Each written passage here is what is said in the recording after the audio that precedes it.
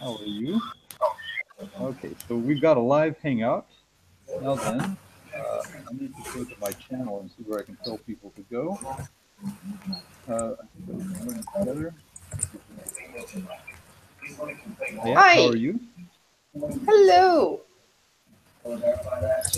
We're Good to see you.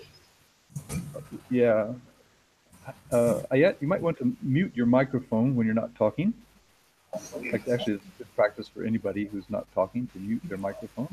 I'll just demonstrate that. It seems but you can mute it, or I can, I guess. I'm muting it. I did mute Ayat's, okay? Vance? I muted mine. Okay, so what I'm trying, we've had to change around a bit. I'm going to my YouTube channel to see if I can see this link there. Yes, it's there. So people can join us at the live Can you stream give here. me an updated link on YouTube? I'm putting it in. I'm putting it in the chat wing. Everything goes into chat wing. You don't have to Okay, chat wing. Okay. Yeah.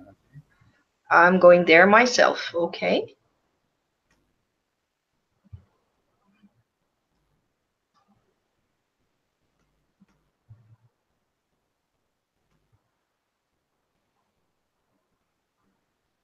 Okay. Now then, I believe that's. I put the. Oh goodness.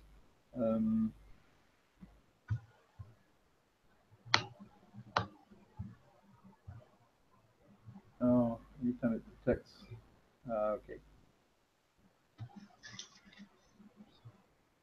It detects. Okay, I'll put this link here. Okay, there we go. Let's see if that will. How are we? I'm trying to get the link itself into the chat wing, but. Can you just copy it and paste it maybe between us so I can follow myself? Okay, And then you can. I've just separated it out. Oh, whatever. Yeah, let's see. Okay, Yeah. there we go. I've got the. I'm entering chat wing now. Yes. So everything I'm doing, I'm putting into chat wing. Got it. Yeah, I'm almost there. Okay, let me put in learning together. I'll make a little change here. I might do some alterations. What happened was, hello everybody. We're scrambling to get this thing started. We set up a hangout on air and scheduled it, but we went into it to test it.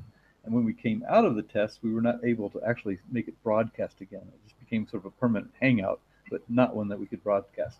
So we had to start a new one, and we're live now. And now we have to get everybody else into this. And that's a little bit tricky. So let me just put a couple of notes here. If I just delete things that I have, let's see. Okay, so I've changed everything together. Now that's got the link to here. Where else are we announcing this? I think I better go to. For starters, yes, Chatwing. And yeah, I'm not sure I saw it. Did you really post it? Is it because I'm in? You can join us here to watch the stream live. Okay, is there something? I'm looking at Chatwing now, and I think it doesn't give me a proper link because the link is broken. To do what? Oh yes, it does. Of course not. When I publish the link without breaking it, just copy the link and remove the space. But or you can click on one of the. Is that the one? This is the one, because actually it brings us to your page again. Yes, and it says it's not working. There's a live broadcast there. Okay, I'll try to fix it on my side, see what's happening here. Okay, now I'm removing the space, and okay, so it's because actually your channel is not actually, it's the whole thing is wrong. Even the channel itself is named. Yeah, it's a totally bad link. I'm copying and pasting the proper channel. And now in Chatwing. It's YouTube. But /user/Vance. Yeah, I got yours now. But the point, and there is something that says Hanaa and Vance live. Yes, and it says and live 2 people now. are watching, which is, yeah, you spelled me ANN. Never mind, Vance. We're gonna fix that later. Okay, we can fix it later. Never mind. Fix it later. For now, I'm not gonna talk about that. Okay, but what I'm asking about is yeah, I can see myself now, but how can I copy the link? That's my question. Well, of that session. Have to go there, or one of you. Yeah, got it. Yeah, if you I got it. Put it in Chatwing. No, I will. If you put it in Chatwing, well, you could put it in Chatwing, and it will take us to a watch page. So you can try that. Chatwing and see. Updated session link. Ayat posted it. Okay. Thanks, Ayat. Yes, there you go. Ayat got it there. Okay. Ayat got it. Yeah. Thanks. I told you, Ayat cannot just stand by without helping. I know deep down in her heart, she cannot do that. Excellent. Yeah. Thank you, Ayat. Okay, so. Okay. I'm trying to make a. I'll put this in Chatwing. Let's see.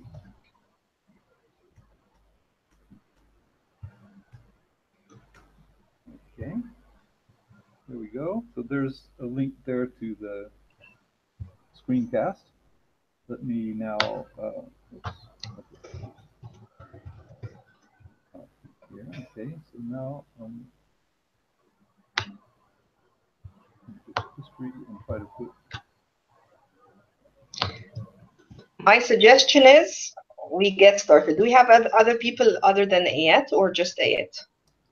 Well, I'm just trying to find how I can announce to people that we've made the change. And so this I just said updated session link. That's what I did. Yes, I'm having a slowdown in this other computer. It's not it's not really responding. Here we go. Now it's responding. No, it's not responding. Okay. Anyway, well, let's get this started. First of all, this is Learning Together, and it's also an episode. It's also an event, an online facilitation unconference, and it's happening now at October 22nd, 2017. Hanaa Khamis is with us right now, and Ayat Tawal has joined us. And a guest has just come. Someone has come without identifying him or herself. Maybe it's in the chat wing. Could one of you ask that person? Let me check. Yes, 214. Maybe Ayat? There is somebody with it. Yeah, a guest. Oh, Charo. Okay, Charo is from the online facilitation conference. Let me answer her. Okay. Charo. Okay, so let's see. Oh, that one's not good. Let's see. Yes, okay. Let me put this over here. Put the little. Okay.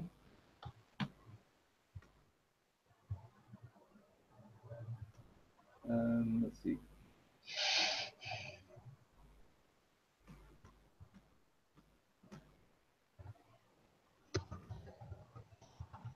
Okay. So I put a link there that will show her my YouTube page. So basically, what we've done, we've got Hanaa and I are going to talk about voice apps on iPad for listening and writing. and we have a presentation which we'll play in a minute. Let's see, Charo is in the YouTube page. Which one do you think? Well, can we paste the link if you like? Well, okay. Okay. Yeah, let me just put that there. I did put it here, and I did put it in the chat wing. Yeah, yeah, the trouble. There we go. Excellent. Okay.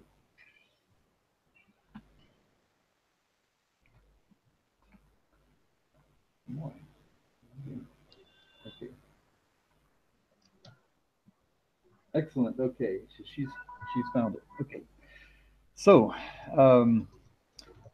this is an event that's, first of all, we're going to explain to people in Learning Together, learningtogether.net, how about voice apps for listening and writing, and we're going to do a presentation there. But for people in the online, online facilitation unconference, we're sort of demonstrating how to do this, how to facilitate a conference. At the moment, we're demonstrating it kind of badly because the Hangout that we scheduled, we used it up. We tested it, and when we tested it, we were no longer able to make it go live. So we've had to make a Hangout, which is now live, and it's in my YouTube channel. If you're hearing me now, you're already at the Hangout, so no need to tell you that. But maybe I could start our slideshow, and that could help people to get to the spaces we're using. We're using a Learning Together space. We're using Chatwing, where Charo is now from the conference. And Chatwing is very important. It's chatwing.com/VANCESTEV. Let me show you that link. So, Hanaa, while I'm getting that, maybe you want to tell them a little bit. Okay. Sure. Talk about, how we came about this presentation in the first place. First of all, hello, everybody. Basically, we have Ayet and Charo in our session today watching until we have the rest of our audience, I hope. Let me just tell you how we started. Vance and I happen to be playing with tools, apps here for various purposes, productive, and if you like, productive skills. I was interested in the aspect of speaking. Vance was interested in enhancing writing. But the bottom line is we were just basically using the very same thing, voice apps. So what happened is Vance came across my article, wanted to read it, and it just reminded him of his article that he wrote back in 2015 on how to use apps, voice apps for enhancing the student writing. So we thought, well, why not collaborate together and see both sides of the coin? And it turned out to be an interesting process, learning experience to both of us. And we decided to do it on Hangouts. And just a piece of advice, maybe we don't really have to use Hangouts if we would like to conference and talk about our successes in using technology, because it can sometimes break us down and, just can let us down like we did. But thank God we're back on track. Vance has fixed it. He's the expert in fixing problems. So without further ado, let's start our first question on how we can use apps. Vance, you can go ahead. Yes, okay. Let me just put this on the screen. I'll hold that on the screen. This is our presentation. I should say that even though technology did, it's hard to understand what Hangouts on Air is going to do, we were able to recover very quickly, and we've got a Hangout going.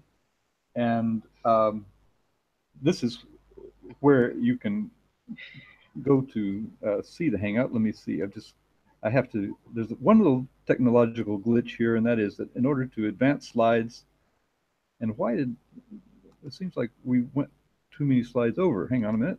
Here we go. This is where we are right now. I have to find the Hangout again there we are. Okay, so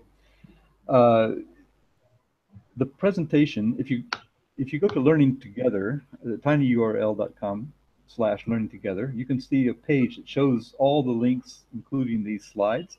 We made a tiny URL for the slides as well, and that's tinyurl.com/Hanaa-Vance. That should actually be Hanaa-Vance. Okay, that's a mistake. So allow me to share it if you like. Would you like me to share the link to Google Docs?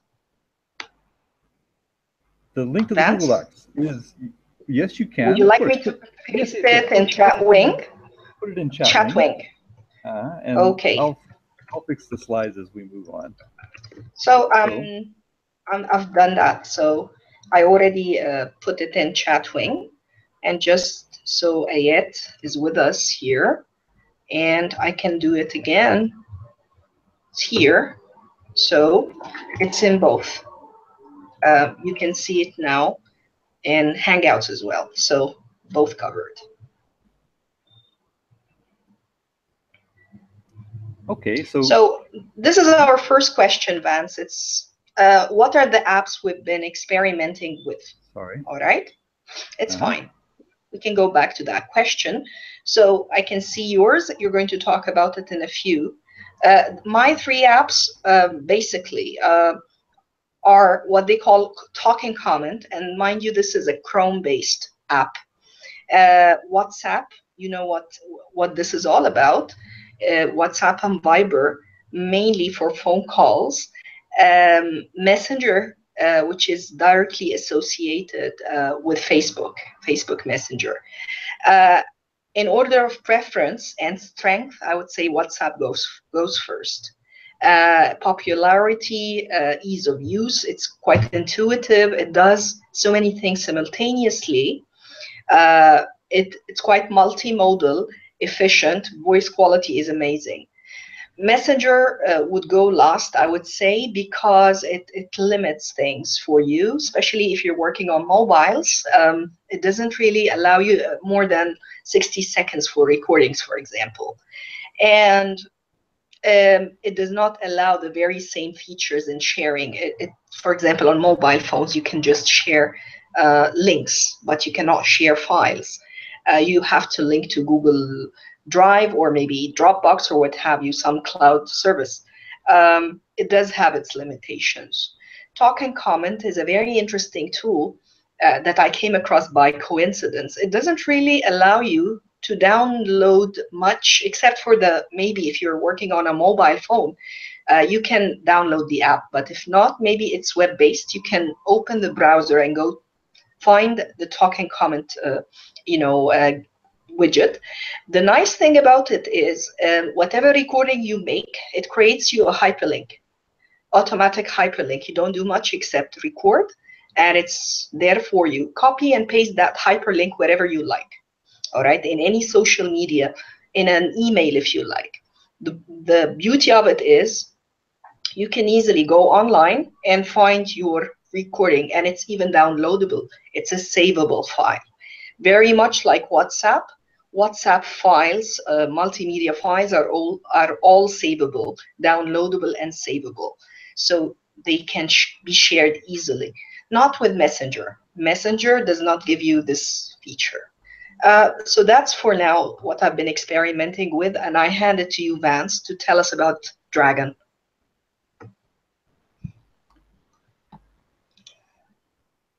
Okay, thank you very much. What I use voice apps for, first of all, I need to tell you about my context. I teach writing in United Arab Emirates, and the students are not very keen on writing. So it's kind of difficult to, it's difficult to get them writing on iPads also, and iPads are not really the ideal place to write, but that's what they have. So if I'm modeling, I use Dragon or Google Docs for that matter to speak into the computer and have it display on the overhead projector. So if I'm doing that with Dragon, I plug in my iPad to the projector, and then what will happen is that I'll try to elicit from the students something that we're writing about. So if you go to these slides, then you can see the screen right here. Actually, if you go to the end of the slides, if you happen to be following our presentation, you can references. So we have links to where we've written all this up. So what I'm doing on the iPad is I'm showing, I'm eliciting from the students something, what they think should be in the composition, and I read it into the iPad, and it comes up on the screen. And the way I use it with students nowadays is I have the students start writing in class on paper, because they can't really use the voice themselves. For one thing, they're a little bit rambunctious. They make a lot of noise in the classroom. It's difficult when you're going to use the voice apps to actually get to write something in Google Docs. Then you need to do it carefully, and the students don't really do that very well. So what they do is they write on paper. I collect the papers from them. I go to Google Docs and I read into Google Docs what they said or what they tried to say. And one thing, they've written on paper something, I read it back into Google Docs. It corrects all the spelling. It puts it in a way that actually makes it good English and understandable. And then I have them work on coherence. When they're taking assessments, that's the thing. In order to improve grammar and spelling and vocabulary, you need to practice. But one thing we can do with them to enhance their marks and their ability to communicate is work on coherence. So get them to say, first of all, another advantage is, and that sort of thing.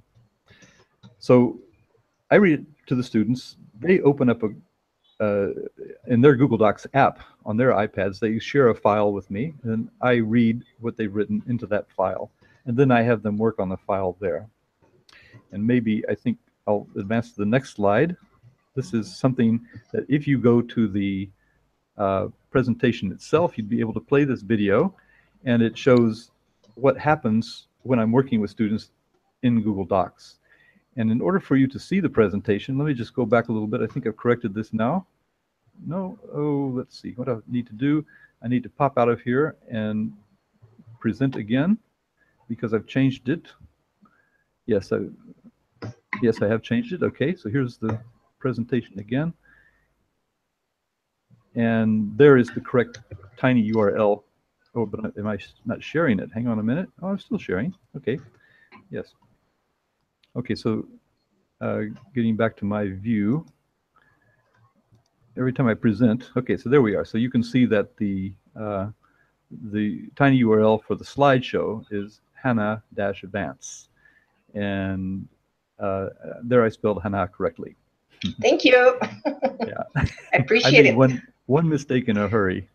Yeah, okay. It's fine. Okay, so All anyway, right. carrying on. This is what this. If you play that video, you'll see a recording of an interaction with me and students in Google Docs, which really tells you more than I can explain. Okay, so I'm going to go back to Hanaa and let her explain what she does with the apps she uses for listening and speaking. Thank you, Vance. I'm really curious. I'm really curious to know more about the technique now that I'm hearing you talk about it. I like the idea of Google Docs, involving it together with the Dragon tool. I'm not sure about Dragon tool. I haven't used it, but I'll be really curious to know a little bit more about it once we hear that interaction. I mean, it sounds fascinating. Let me now take you back to the two skills I focused on. I told you I was interested more in speaking, listening, speaking, especially its voice apps.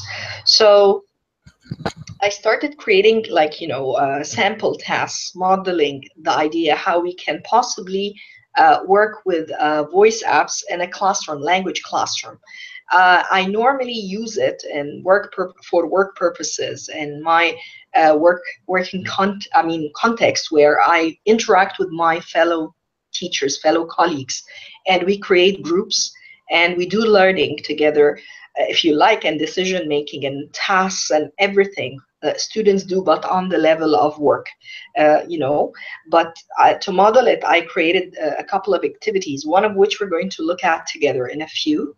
It's about birth order and how it affects personalities. Before I talk about the activity, maybe we can watch it together, listen to the audio recording I created around some infographic I came across online. So Vance, if you like to play it. Okay, hang on a minute. Let me put you back in the slideshow. Okay, now then, I'll play that recording. Here it is. Hello there. I'd like you to look at this diagram about birth order. It says birth order says a lot about personalities. For myself, I'm a lost born. I'm not so sure I'm that social or charming or that outgoing for sure. Okay, did you hear that? Okay, that's an example. All right. I modeled, okay, how I would personally look at an infographic, look at my own birth order, and based on my birthday, of course, and then, or sorry, order in the family, I mean, when I was born in the family, and then compare it to the characteristics listed here, how far they match me. I'm comparing and contrasting here. So it's critical thinking involved, and it's an icebreaker for a more full-fledged session. It could be, you know, listening to things, or maybe more. I mean, it could be reading and writing. It could be anything. It's an integrated session. But the point is how to get students to speak about themselves, their own birth order, and how it affects their own characters, how similar or different they are to the infographic here. It's just for the fun of it. I mean, I tried to model it, and I asked some fellows here, maybe you know, colleagues who could play with the same idea, and they did send me their recordings, MP3s. And the point is, this is what is expected to be done. It could be done as an out-of-class activity, or it could be in class, depending on your setup, where you can get students, all right, to self-record and upload. If you like, they can upload on a group, like Facebook or something more academic, and start sharing their own recordings, talking about their own characters and their own birth order. See how similar they are to other fellow colleagues in their class, peers, and so on. And then you can build on that a lot. So it actually targets fluency, getting them to think fluently. At the same time, you can learn as a student here the new vocabulary in context, and you can you know, add more to it, and so on and so forth. So it can build up accuracy ultimately, but this is mainly fluency based. I did something similar in shopping activity, but we don't really have to listen to that. But the point is, I used WhatsApp for that purpose, and it created that, okay, sound file for me. I was just looking at the infographic, the image, and at the same time, I was listening to myself, playing back what I recorded, and I received some other files from my fellow teachers. We don't really have to create a voice app group for our students. It doesn't have to work this way because of the restrictions related to taking phone numbers and personalizing that and all. We don't really have to have that, but we can have alternatives, right? They can create their own sound files and later share them with a teacher in whichever way. So they can be downloaded and, you know, saved, and then re-uploaded, if you like, in some proper academic venue. All right, but in class they can do it on the spot for themselves, all right, and share it later with the teacher. That's the whole point. So they can play their own files if we're doing it in class, all right? There are there are several ways of doing it. Depends. You don't really have to use exactly voice app.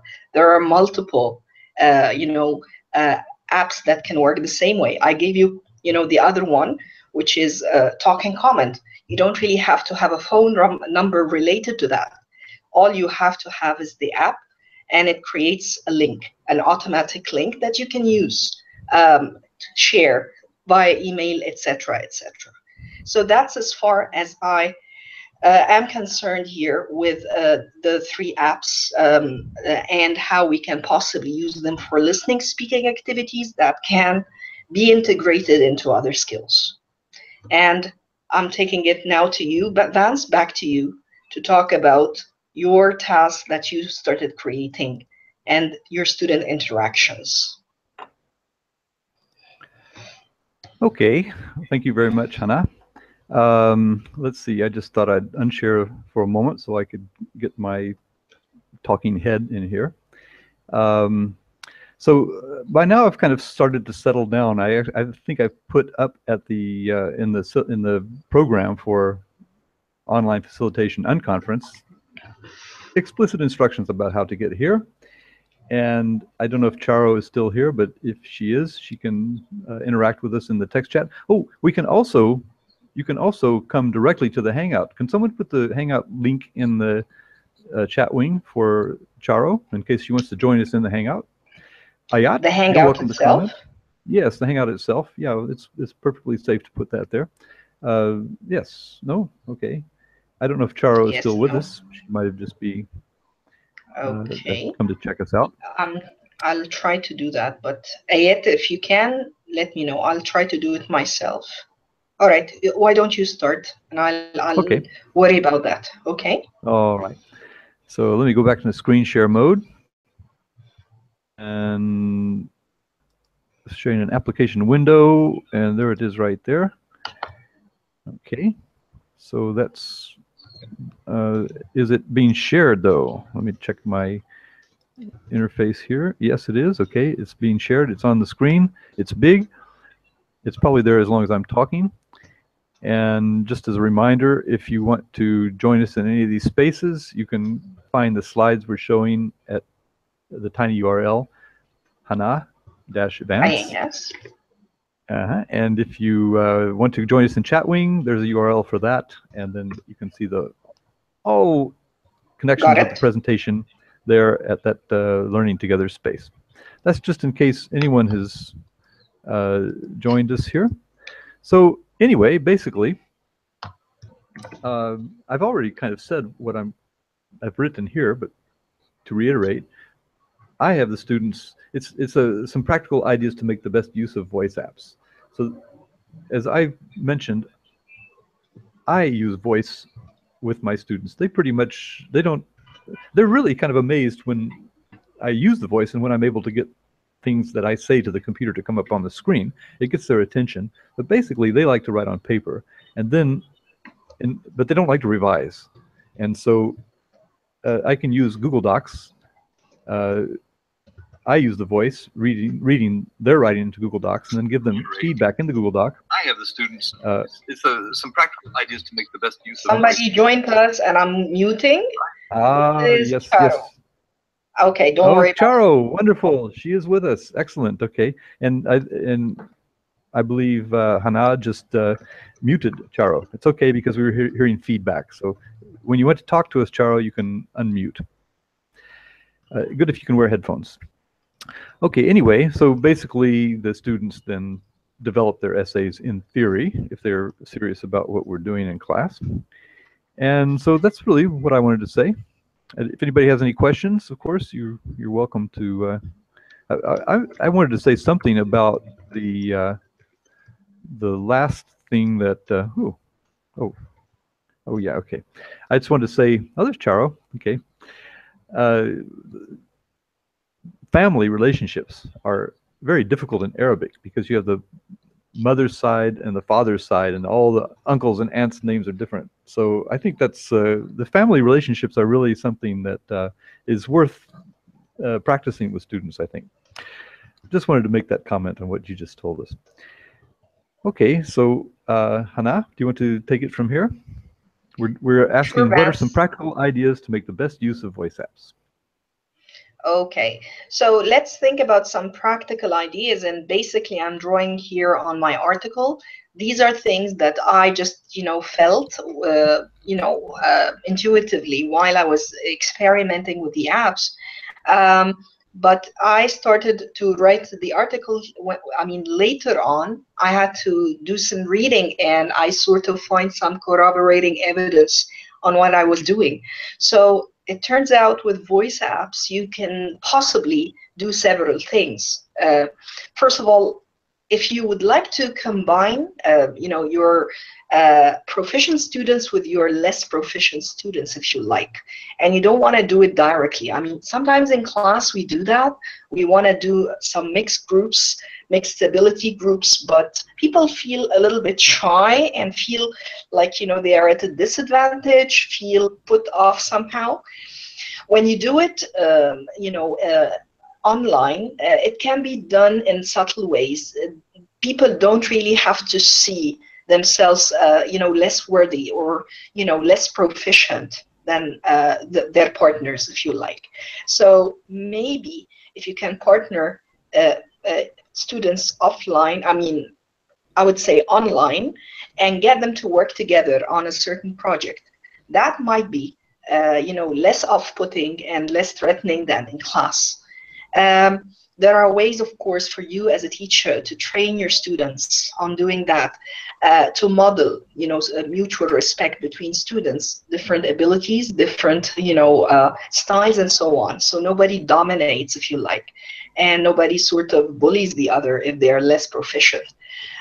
So the point is, it can get them to become more mature, if you like, mature to open up to different perspectives, to get them to do active listening. Hardly is there active listening in class. You have to really shut everyone up in class, literally. If you want people to listen to, or students to listen to each other, don't we?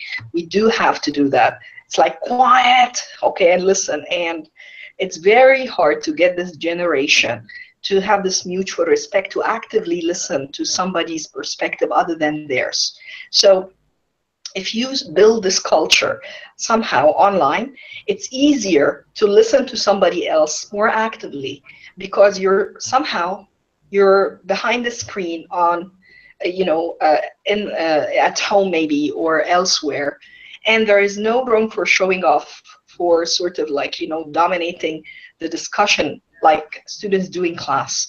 So the point is, chances are people can be more involved, and they can sort of open up to listening to others more actively and listen to different perspectives.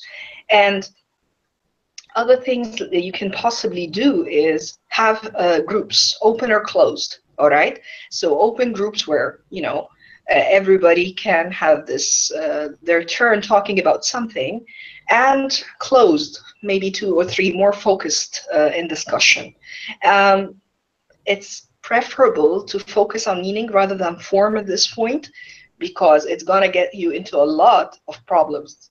Vance talked about lack of accuracy and students not minding their spelling or grammar or what have you.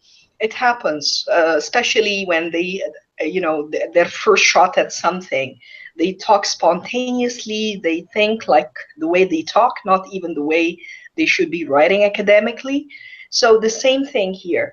So just get them to just focus on the meaning first, get their message across first, and then they can work around that and sort of have that better phrase later. All right, they can edit it later in the late time. It doesn't have to be spontaneous or in real time. All right, so that can make them less judgmental. All right, less focus more on the message rather than the formality of the spelling, the grammar, and so on, which is sometimes counterproductive, and the value of things goes down. So people would not really look at the thought or the coherence of ideas, and things become a little bit superficial when they talk about something. Hello, we have a visitor, Chris. Yes, Chris is in Barcelona. Hello, Chris. Yes. Nice to have you. He works at the British Council right, there. So back to, are we on? Yeah, shall we take the next slide, or are you still on this one? I think yes. I think we're almost there. We can take the next question. Why don't we? So back to you. Okay, let me just Vance? advance it here. Okay, so the next question is, how can voice apps contribute to task-based learning and teaching? So this is the one question I didn't really feel I could answer with this particular, for writing, because what the voice does is it facilitates the process. And as far as writing is concerned, well, that can be task-based if you have, it depends on how you set your topics. But basically, whatever you do in writing, voice allows me to get feedback out to a number of students who are producing, short essays. I might pick up about 20 of them in a class period, and I might have 2 or 3 of those classes. So it lets me get what they write on paper into a form, into a place where they can then work with it and revise, which is something they hardly ever do if you don't do it that way. So you can put all the red marks you want on their paper and it will have little effect. But voice, I think, helps me to focus on what the students can work on, and that's coherence. So that's basically what I have to say about that. So I think, Hanaa, you've got more to say about task-based learning and listening. Well, thank you, Vance. And actually, yes, I've heard a lot of research, or I've come across a lot of research done, like you did, Vance, with giving feedback to students via screencasts or voice audio, like recordings, giving them. It's easier. I've tried it myself. It's less cumbersome than giving written feedback, marking things in red and so on, or in green even, and writing some comments. Is so cumbersome, but sometimes when you do it in voice, it's a lot more efficient. And I try it even with friends and colleagues. We do that. We do task-based learning and teaching. We learn from each other more than in class. I mean, using it with students. I mean, we demonstrate both processes. It's like what we do with our students, we do in our everyday life with, peers, if you like. And sometimes we do it even at home with people around us. We're teachers on our feet all the time. Back to the idea of voice recording, classroom projects, and again, I'm drawing on my article here. It's the idea of facilitating the processes of personal learning and collaborative learning. Mind you, with technology, we're thinking in terms of just groups and collaborations, but it's not necessarily true. I can have a task on my own. It's very personal, very individual, and I'm still using something. Hello, Chris? You're back. Would you like to say hi? Okay, Chris, we'll mute you. But by the way, Charo and Ayat, you're more than welcome to. Yeah, of course, we can back again. We can have this discussion together. I mean, it's not a one-way discussion here. We'll dedicate the time here for receiving, your own interactions later on, if you like. So you tell us a little bit more. Feel free to jump in if you feel like sharing some input on these questions that we have had. So once again, think about involving different styles, different learning styles, and different characters. Shy, reflective learners, and all the way to outspoken and active learners. Shy, reflective, who feel like working on their own, and then, those who are quite sociable, outgoing, and can join in group work, right? So it does really allow you to do this. If you want to do self-reflections, you can create self-reflections via audios. You can talk to yourself about the task before the task, while the task, or later after the task. So think about the groups together, putting them together. If there is a collaborative task, a group of 4, and if they've created some group, and instead of the cumbersome process of writing up emails or writing text, sometimes it is a lot easier to say something. And yet you can tell us about our experience doing our facilitation work and coordination work. I am really interested to hear your feedback. If you can, share your input. We're doing that. It's a group of 4.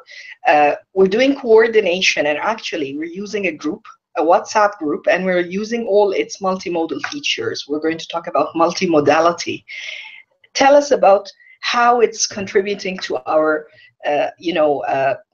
completion, task completion, the successful task completion idea. Would you like to share that? Hello, can you hear me? Yes. Okay, great. So it's great to see you, Hanaa and Vance, and thank you for all the ideas you're sharing. Talking about the use of WhatsApp and even Facebook Messenger, which you said is not really that popular, but still we use it. But for WhatsApp, actually, I will attribute all this to you because you have started the idea, and I had never imagined that it might work that well. So we started as a chat. For me, we started as a chat, and now it's like a real group and a real place where we can store everything and where we can have meetings. So it's not just, as you said before, that we can have access to all the media shared and the file and everything, but we can also meet live and have discussions. So I think it's very similar to what we're doing now. So live sessions or live meetings with the members of our team that we're working with, discussing everything, the audio recordings, the screen share with video that you've been doing, sharing documents and screenshots, and even replying to certain messages. So sometimes when we chat a lot and we have to refer to an earlier message and we reply to certain messages, this really helps because sometimes we get lost when the chat gets very long. So which message we're replying to, so replying to certain messages. And so yeah, it's really great, and I can't imagine that we can keep on working, for example, without this WhatsApp group. And when one of us lost record of the earlier messages, it was as if it was really a big problem, because you lose everything. You lose the history of all the discussion and the history of all documents and everything. And this makes the backup for WhatsApp really important now, because it's not just chat with friends and unimportant stuff, but it's real work and real meeting and archive of everything. So yeah, I think it's really great, and I have explored it thanks to you. Thank you, my dear. I appreciated your feedback on that. I mean, I've learned lots basically from the group that we've created, because it's all about task-based completion, and it's the idea of how to get something work. What I'm telling you again, giving feedback on things can be faster using a voice recording, or sometimes a screencast, sometimes an image, without too much text. That's for now, and I think now I'm handing it back to you, Vance, to take the following question.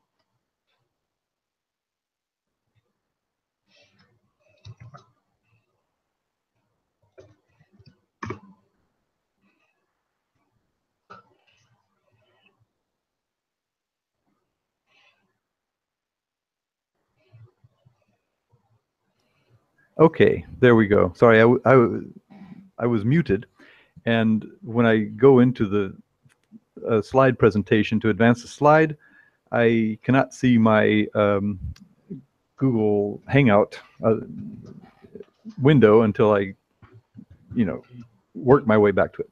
Okay, so anyway, the question is, how do learners react to the multimodal nature of voice apps? So in the writing, when I'm teaching writing with it, I think they find it something very unique and different from the way any other teacher teaches writing where I am. I'm not sure if we have a lot of success with this particular group of students. They're pilot cadets. They're not really interested in writing. They're interested in their futures in flying, and they're very they don't really see much connection with writing, so they're not very motivated, except they have to get through the hoop of passing the English courses. And of course, they have to talk with people in control towers eventually. But basically, they think it's pretty cool. Sometimes they're kind of amazed when they hand me a paper and I can read it into their Google Doc. They think that's really neat. When I read something that they tell me and it comes up on the screen, they can sort of compose. They can talk to me through my voice. Charo was asking in the chat wing if how they found accents. Did that throw it off?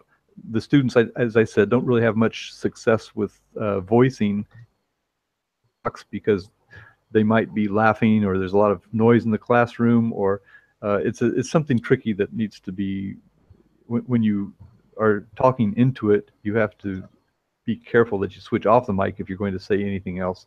So it gets a little unwieldy for them, but I've just cut through that by doing it myself. But anyway, yeah, they think it's pretty cool when the technology is used in a unique way that they weren't expecting, and it gets their attention, and it gets them, in many cases, to revise their writing, which is really difficult to do. Okay, Hanaa? Yes, Vance. All right, so it's the multimodality aspect that is fascinating, really. I talked about that earlier. It's about sometimes it's just not possible to send a message across, or to just, be efficient with sending a message when you don't have a face-to-face communication kind of context.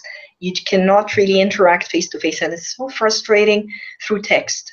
Writing emails back and forth and people do not really get what you're trying to say. It's so frustrating a thing.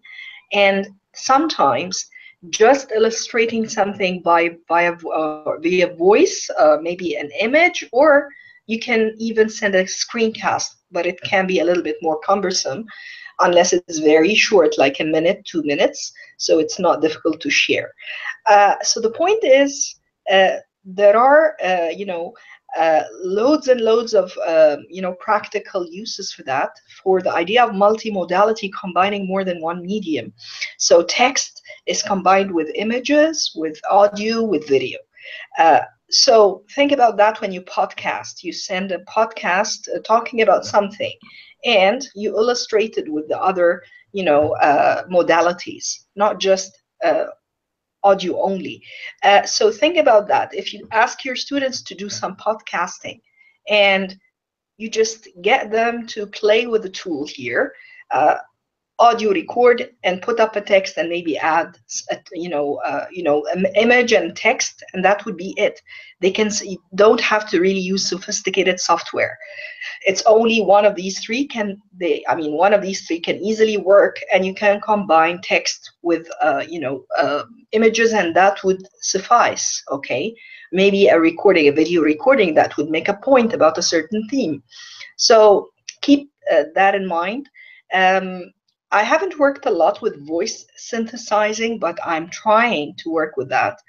And somebody said something about recognition, voice recognition. I think Charo mentioned something about Siri. And Siri does not seem to recognize her accent.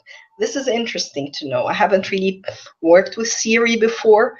I've worked with other pieces of software related to pronunciation only. And luckily, this morning, it did recognize my pronunciation, but mind you, it has to be maybe the generally recognized, the US, UK kind of dialects. It would be North American, or maybe the British received pronunciation.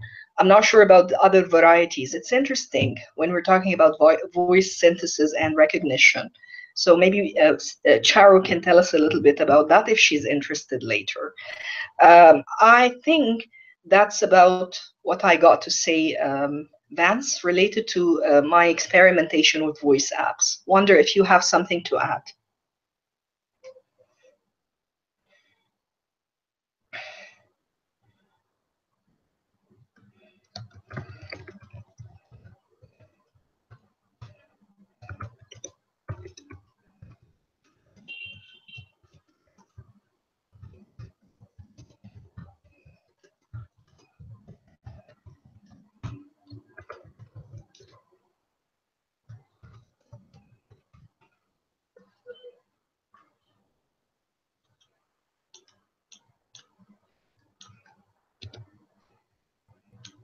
Hi. Hello. Hi. I don't know where it's Vance, but while he comes back, I have some comments. First of all, thank you so much. Very interesting. I totally agree with you. It's easier to say something than to put down in paper. So I think that this is great that you are doing this research and putting this into practice.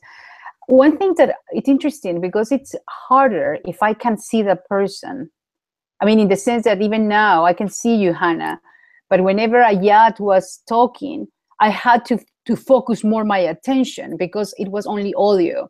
So it's something actually to consider. I am particularly interested to explore more about how to do facilitation online. And one of the things that I found is that if I can see the person, even if it's not face to face but virtually, changes a little bit the dynamic of how I'm listening. So that's one thing. One question I have. Another thing is that what I was talking about, the accent. So English is not my first language. And I found that people understand me well whenever I am face to face. And whenever I am in this space, sometimes could be, what did you say? The question, what did you say? Because of the accent. And yes, and recognition, definitely. Siri, which is, if I speak to Siri in English, doesn't recognize me because the accents are not taken into account. And the last comment, which is more a question, is whenever you were introducing WhatsApp, you were talking about how to leave, for example, feedback and record your message, and that stays like in a group WhatsApp. And I guess that I had the same question as Chris put before. Is like, how do you know who are you? What comment you are responding to? But I guess that in WhatsApp you can actually figure that out. Although sometimes gets a little bit messy in the thread. So those are my comments. I was muted earlier when the gap occurred that Charo entered. I was telling you that I used to work in speech recognition. I worked at a company that developed language games, and the students could talk to characters in the program. So the character would talk to the student, and the student was given a choice of things to say on the screen. And when the student spoke, the recognition software had to recognize what they said. Now, there's all different kinds of recognition software. The software that has to recognize anything you might say is differently constructed than one that says, like, for example, give me your account number. You're going to say 1, 2, 3, 4, or whatever. It recognizes that, and the accent doesn't really have much impact on that. The software that we put in the language game, I took it down to Chile, for example, and demonstrated it there. We used it with a lot of Chilean speakers, and we found that it worked well. But that was a different kind. So it depends on how the software is constructed. And with Dragon, if you pay for the program, you can also train it to recognize you. So that's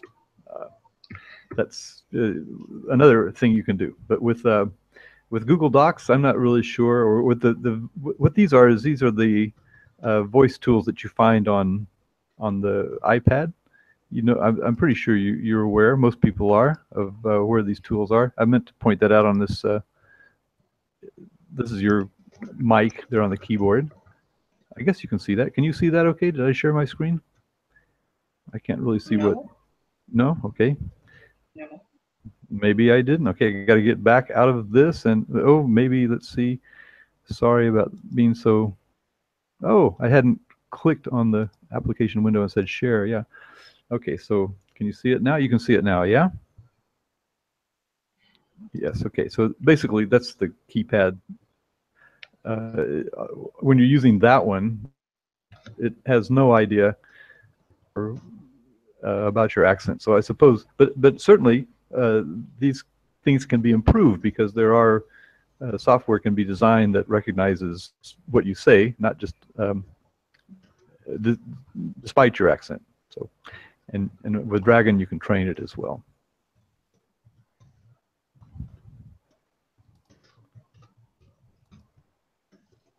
So did we get people's questions? Any other comments, Chris or Charo?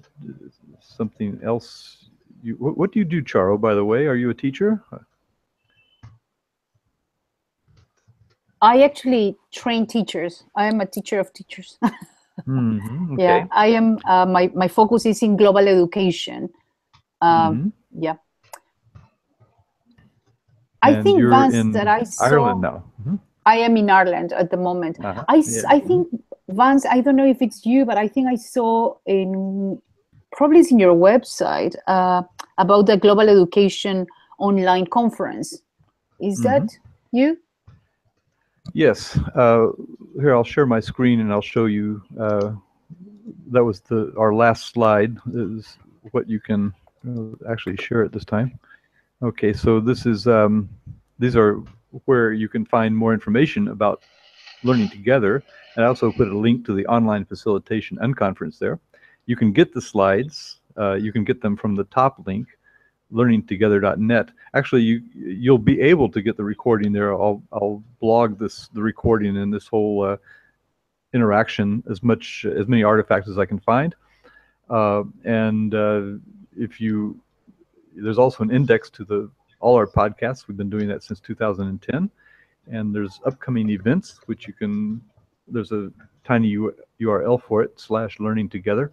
Now you possibly use, I think that's where you saw the global conference information, because in communities that I follow, I tend to publicize their events, or like the Unconference, for example. I'm talking this week about the Unconference. So that's going to be blogged. This is one of the last presentations in that Unconference, and so I'm going to blog that whole thing at the top link, learningtogether.net. And things we've got coming up are in the third link.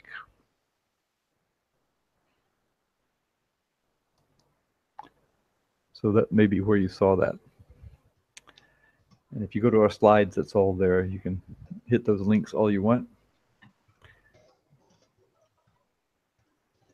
Are you involved in that conference, Charo? I will, thanks to you. Oh, okay. Well, the thing is that, yes, my field of work is global education. So I train teachers on the topic of how to include development education and global education in the curriculum, whatever in any topic that they teach. So this conference is perfect, and I found about this like reading about the work that you do, and it's great because I'm going to be able to use what I'm learning at the minute, which is how to use all these virtual spaces, which I'm totally new about this. So I'm super excited the fact that I managed to get into this Google Hangout. So thank you for that. I just put in Chatwing the link to my bookmark for that conference. If you want to go to Chatwing, you can see the link there. And this conference is also interesting from an online facilitation point of view, because what it does is it allows anybody to present. It works through a Ning, and if you want to submit a proposal, you create an event at the Ning, or it doesn't actually become an event until they okay it. But you basically, it's kind of like working in the Google Doc in the Unconference that we just had. The Google Doc works really well for a few people, and we can just post our events there. So, but you can do that. The same thing at the Global Education Conference. If you want to present an event, you go to where it says submit a proposal to present, and you fill in a form on a Ning, and then you follow the instructions, and if they accept it, they will add it to the conference. If they don't accept it right away, they'll quite likely give you feedback on it. And so they kind of work with you because they're trying to be as inclusive as possible, which is, it's all grassroots. It's, anybody who wants to present can do that. And Charo, if you did that, we would make it a point to attend your presentation. It's on November 13th. It's only a couple of weeks from now. Thank you so much. And I have a question, which I'm a little bit confused. Why did you send us the Chatwing link, if we could actually have used this group chat as we are using at the minute here in Google Doc or YouTube, or in the Hangout. I guess we're in the Hangout. Yeah. The chat wing is the most inclusive. It's a place that anybody can go, even before, if they have a problem getting in the stream, they're trying to find it. Where are you? I don't know where you are. You know, so they can use Chatwing to get that information. And then if we do our discussion there, everybody can see it. There's some people in the stream, and they would be in the Google. If they're in the stream, then they've got the YouTube chat. If they're in the Hangout, that's only limited to just us. The four of us are talking here. But often there are people who are there is one viewer, for example. I'm not sure who it is, but there's one viewer besides us, I believe. So that person might be in the chat wing, but not here in the Hangout. So, but they would be able to talk in YouTube. So for me personally, when I'm moderating these things and things aren't working properly as they didn't at the beginning, I had to do a lot of juggling. It's very difficult for me as a moderator to have to go and look. I'm not looking at all at the Google chat. I can see actually on the screen here, there's a nice feature here. For example, someone said, but doesn't work for chatting. Was that in the Hangout or was that in Google chat, in the YouTube chat? Was that a Hangout thing? I don't have a Let me see if I can see the chat. Okay, Vance, yeah. I can explain. If you like. I was just addressing that comment Cheryl made. Why didn't we just send out the Hangout link and that's it? Because it works like a conferencing facility with chat and everything else. Just told her that it limits the attendees to a number of 10 only at the time, allowing them to chat. But if we want to open up, just for viewing, it's YouTube live streaming that works, but it doesn't work for chatting. I mean, to involve the audience out there in chat is not possible. I think that's why you have the Chatwing facility, because it's one space where you can include all the links and a running chat for everyone who can pass by. But I was in the chat with Ayat in YouTube. Yes. Well, in asynchronous, not synchronous, meaning, are you sure you weren't just commenting? Were you live chatting? I was live chatting with Ayat. Before you send this link to get into the Google, into the Hangout, I was watching you in the YouTube and in the live chat with Ayat. That's why I was confusing. Why are we doing? Because there were so many options. Yes, we can't see the problem. Can we? You can't see me. It's true. You can't see me. Yeah. But yes, you can't see me because you were in the Hangout. Exactly. That's I understand now. Yeah. Yeah. The chat wing has two advantages. One, if we can get people to use it, and you know, it's basically online facilitation is cat herding, so you can't really even care that much if people do what you want them to do. I mean, they'll do what they want to do. So if you're comfortable in the YouTube chat, chatting with Ayat, that's great. And someone is not muted. I'm fine.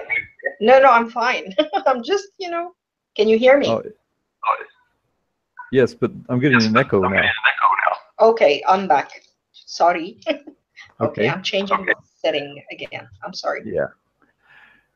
Okay, so anyway, yeah, so if we use the chat wing, and I generally don't really get 100% people in the chat wing, but the chat wing is preserved forever. If you scroll up, you can go back years in the chat wing. We have comments from people. I can post those in my blog post, and here in the Hangout.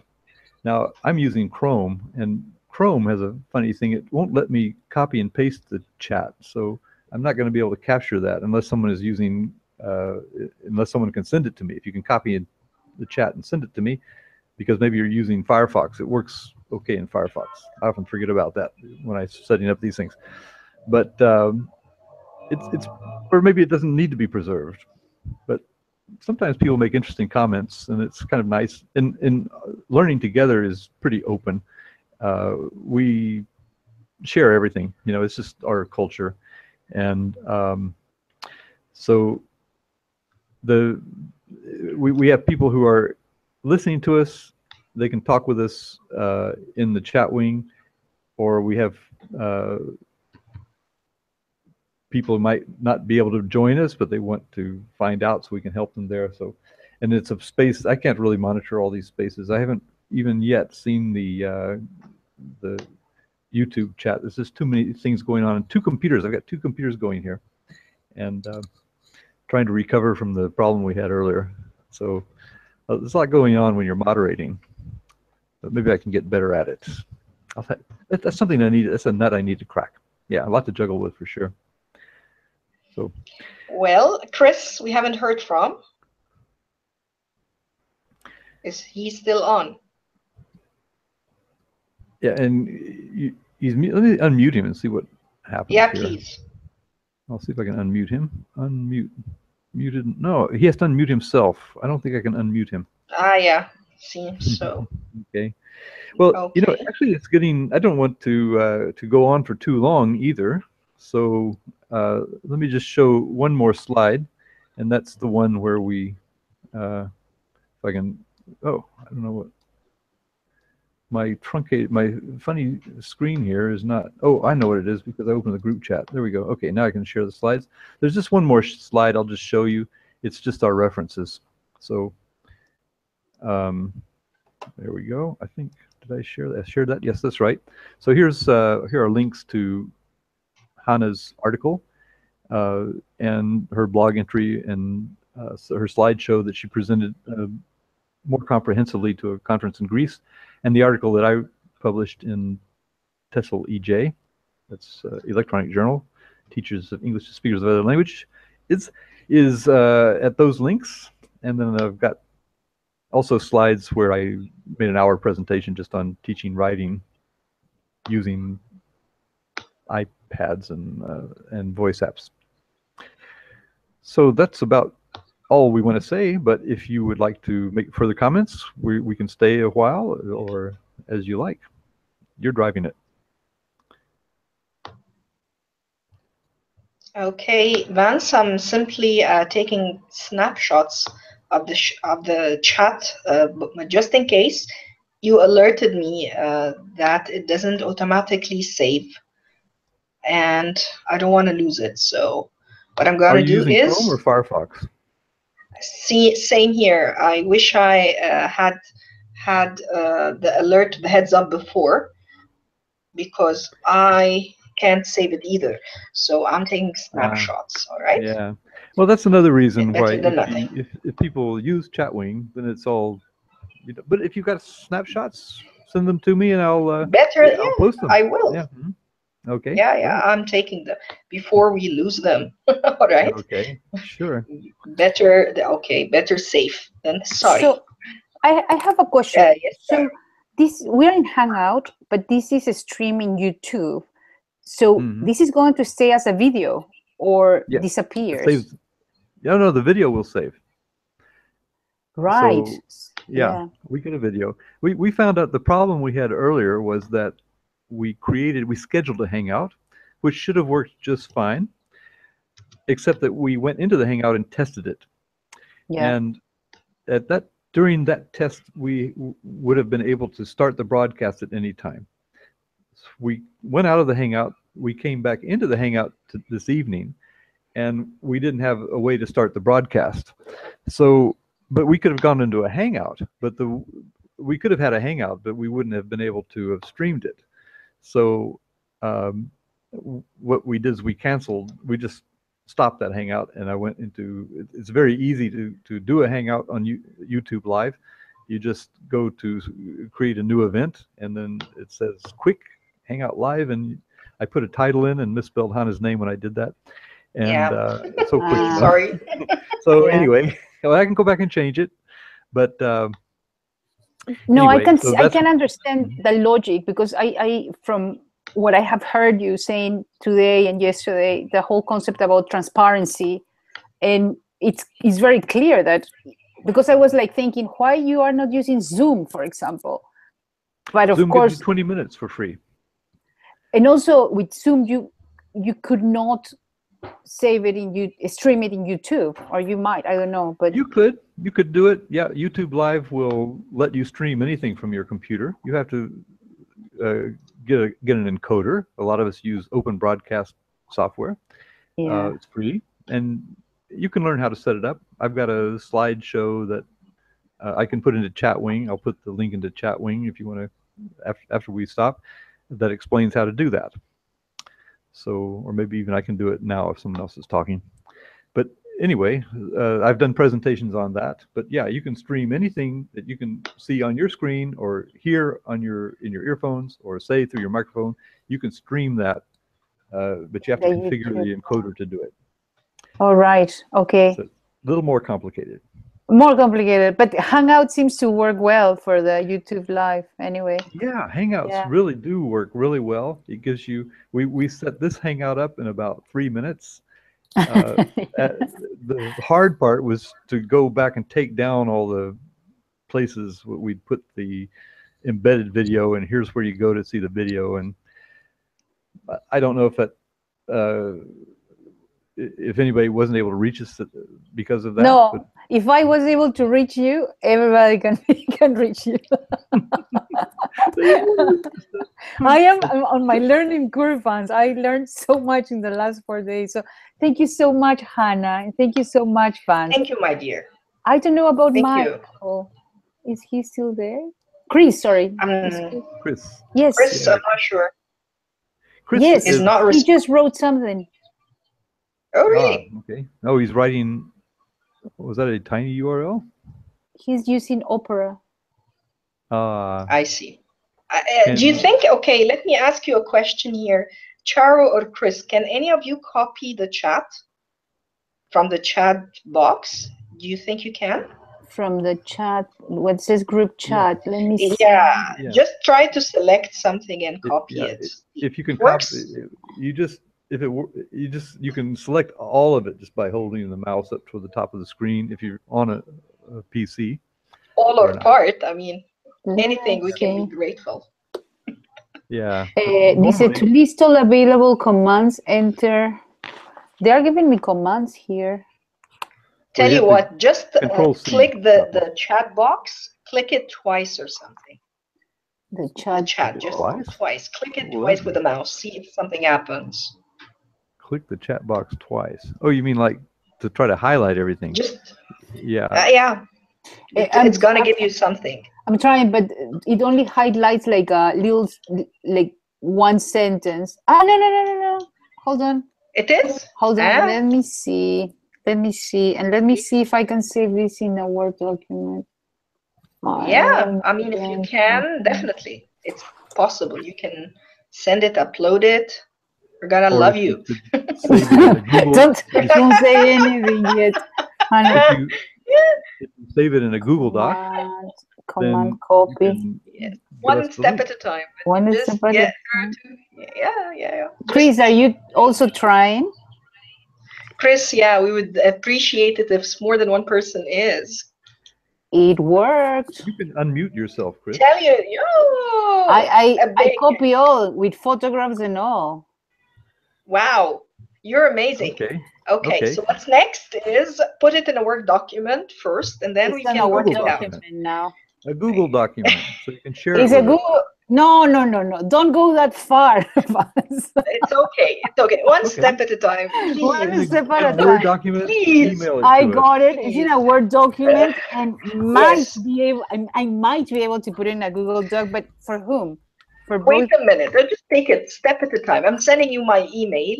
I wish I could send Vance's as well, but Vance, you remember it better than me.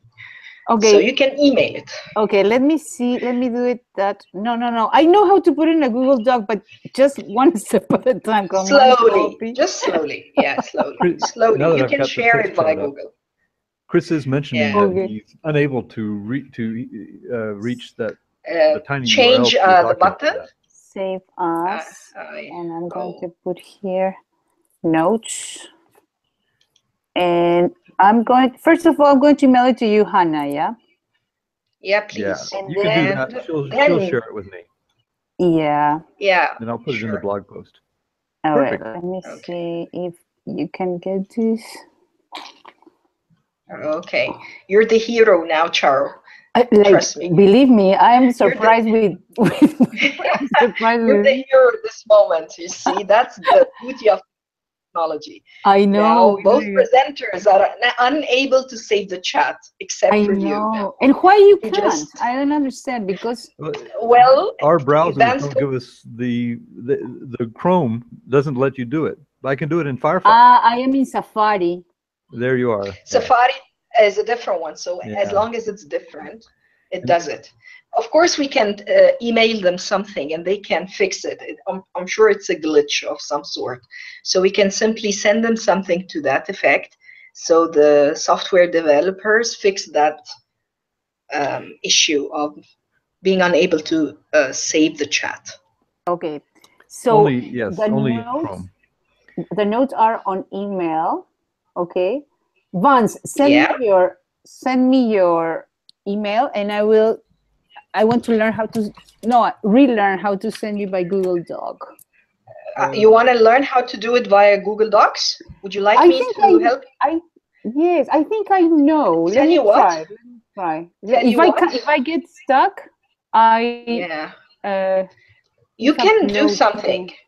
First, you type in your email. Will you? Type in your email. Yeah. Where? In your? In the chat box. Ah, okay. Mine I'm is back. Right. Here. Oh yeah, there is Vance's email. Yeah, you got it. But still, you can type it. All right. Yeah. I can just invite you to a Google Docs now. All right. And I can save that. You can exactly. All you can do is copy and paste the very same content, and you'll feel rewarded yourself.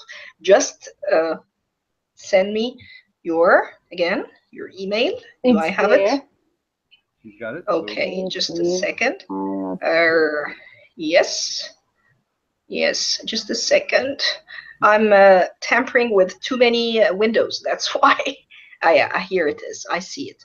Now I got Charo's. Okay, Charo's email. And I should be inviting you in my drive into a new doc, right? I'd like to address something that Chris asked. He asked about your article at the tinyurl.com. He's unable to reach it because of the password protection, but I think I can send him if he gives me his address. I can send him the slides. Yes, of course. The slides or the article? Did I say slides? It's 3 snapshots. I'm sorry. Things happen. Oh, that's right. And you get sent that to me. you get to say things that don't mean much. Slides become snapshots, become article, and you're not sure what you're talking about. So, all right. So I'm supposed to be sharing. The Greek editors asked her not to distribute that, so unfortunately. So I save it. Share it with people. Yeah, on that topic, you wrote that. It's yours, so you really should be able to put it anywhere you want, because they're not really made for publishers. Yeah, well, the point is, I don't know. Because I was personally asked. I normally share things, but when I'm personally asked not to share it, it's like it makes me a little bit. So just No, I don't blame you. I would do exactly what you're doing.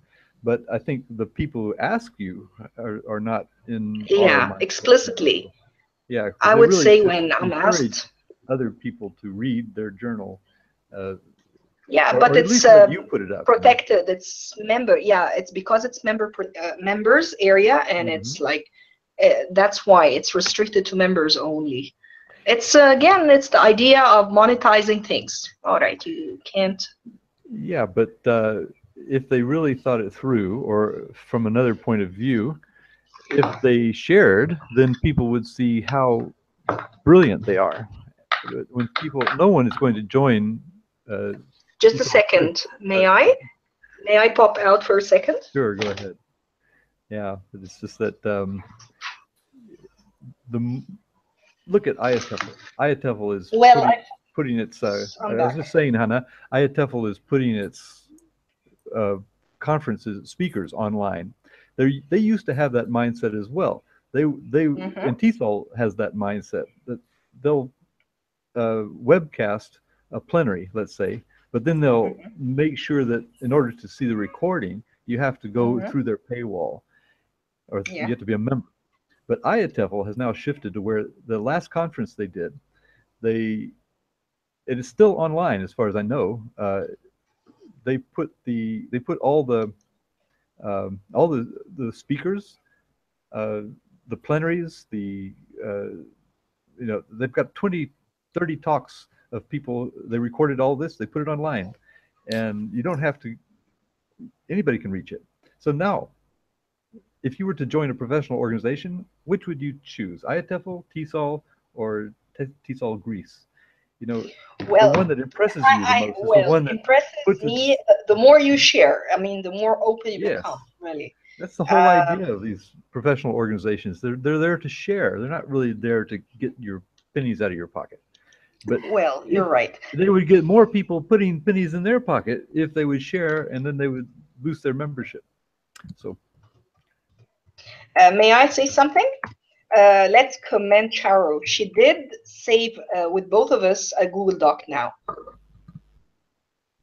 without me even sending her anything. She did it on her own. I know. Well done. Bravo. Well done to you. Yes. I'm so excited with this. I'm so proud of you, really. Listen, I have to go, but thank you so much for sharing. And I think that exactly what you were saying at the end, I think that one of the things that we need globally is actually exactly that, how to share in a way that that creates value for both, for everyone. I mean, I think it's like the culture of sharing. That's why I heard Vance talking about this in the sense of the transparency.